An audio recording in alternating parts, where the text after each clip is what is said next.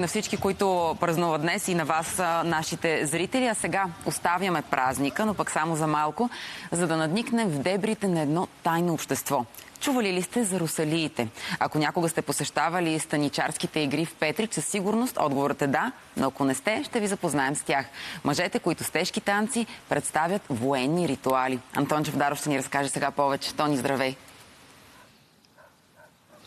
Здравейте! Русалиите са наистина уникални, защото техните танци представляват всъщност истинска тайна военна подготовка. Да си русалия в Петрич е въпрос на чест и достоинство, затова и толкова много мъже се включват в ритуала. А кои са русалиите? Вижте в репортажа. Древните ефеби са тайни мъжки общества, които преди 2400 години са представяли пред гостите на всеки полис местните ритуали и танци. Русалиите са техен еквивалент. Русалиите израстват през вековете, достигайки до 13 век, когато епископ Димитър Хоматян обявява техните ритуални и военни танци на тайните мъжки общества за бесовски или поганни. Но това не попречва в последствие, влизайки в 16 и 17 век, Светата православна черква да ги приобщи към своите ритуални празници, които се провеждат през поганните дни от Рождество Христово до Йорданов ден. Тоест сега сме в така наречените поганни дни, когато Христос, нашия Спасител, се е родил, но все още не е кръстен. В поганните дни русалиите се събират в черковното настоятелство. Там свещеникът им дава така наречената давия, а след това отиват да събират помощи за черкви, манастири, кладенци и килийни училища. Всяка пара, която е събрана от русалиите, подлежи на отчет. Ние сме безсребърници. Ние за себе си не искаме нищо. През тези поганни дни на русалиите им е разрешено да извършват единствените в нашата светата ортодоксална християнска православна черква обряди по екзорсизъм. Тоест, това са форми на гонене на уплахи и така нататък. Всички, които присъстват на русалийския ритуал, трябва да вярват в него. Дори хората, които трябва да бъдат изцелени, трябва да вярват в него. И обикновено сега ние в съвремието, да ви кажа честно, откровено, получаваме от някъде от най-различни хора молби да отидем да помогнем, да изгоним магии и такива лоши болести и така.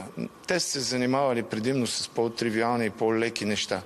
Уплах, такива наместване на стави, заушки, такива лечения, нали.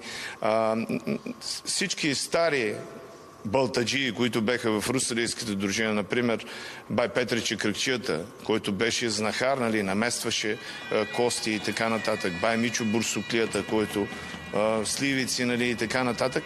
Те беха местните знахари и лечители, но в такива сериозни болести и, нали, както съвременните болести са, нали, да не дава Бог, не сме се намесвали.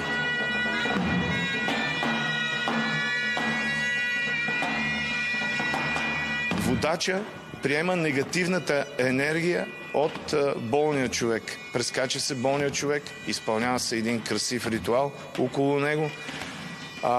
Последния, най-младия обикновено русалия, получавайки негативната енергия, обикновено е припадал. Так, припада. И когато русалиите се завръщат в Светата православна черква, като свършват поганните дни, свещеникът им чете молитва, с която обикновено се прочита Света Василиева молитва ли беше, която да не би да полудеят русалиите през всичките тия дни, когато са събирали тази негативна енергия. Ние се преобразяваме. Започвайки един танц, ние в края на танца се чувстваме като някакви ангели или демони между небето и земята. Колкото и странно да ви звучи това, повечето от танците са изключително тежки, динамични, така наречените тежки, криви, долнострумски хора от град Петрич. Русалийските танци се изпълняват винаги и само от мъже, които представят военен обред и обичай. Защо е така? Защото знаете, че в Османската империя на християните не е било разрешавано да участват в армията. Но всички хора, християни имам предвид, един ден са знаели, че няма да остане османската власт в този период и ще трябва вероятно да се подготвят за едни бъдещи военни действия. Това представляват едни абсолютни, ако мога да използвам съвременен термин, тренировки военни. Ние се фехтоваме, изпълняваме танц, изпълняваме кавадар и така. Изпълняваме изключително военни танци с тежки упражнения, с клякания, с подскачания, с атака, с отбиване на удари и така нататък. Ние се фехтоваме, т.е. ние изпълняваме военни танци с голи саби, калъчки в ръцете си. Това са криви саби, обикновено шамшир или килич. Основните ръководителите на русалийската дружина са въоръжени с балтак или балтия, казано по петрички. Това е брадва, която носи всеки един от участниците в самия ритуал и събор. Те са протове. Прот значи пръв между равни. Русалиите кандидатстват в ЮНЕСКО и в Министерството на културата за нематериални човешки съкровища. Русалийството е невероятно красиво приключение. Една от най-красивите приказки в българския фолклор и се надяваме тези легенди и тези предания да продължат да бъдат предавани от баща на син, да се занимаваме с тях в времето, в което ни предстои.